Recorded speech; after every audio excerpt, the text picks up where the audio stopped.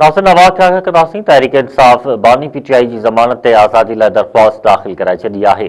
Barrister Salman Safdar ऐं ख़ालिद यूसुफ पारां इस्लामाबाद हाई कोर्ट में दरख़्वास्त दाख़िल कराई वई आहे।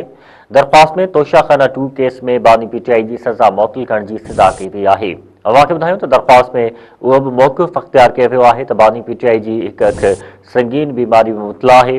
उन बीमारी जो इलाज जेल में मुमकिन न आहे, खेसि ज़मानत ते आज़ाद कयो वञे। हिकु भेरो ॿीहर हम ख़बर अव्हां ताईं पहुचायूं पिया। अव्हां खे ॿुधायूं त तहरीक इंसाफ़ पारां बानी पीटीआई जी ज़मानत ते आज़ादी लाइ दरख़्वास्त दाख़िल कराई वई आहे। बैरिस्टर सलमान सफ़दर ऐं ख़ालिद यूसुफ पारां इस्लामाबाद हाई कोर्ट में दरख़्वास्त दाख़िल कराई वई आहे। दरख़्वास्त में तोशाखाना 2 केस में बानी पीटीआई की सज़ा मुअत्तल करण की इस्तदा कई वई आहे।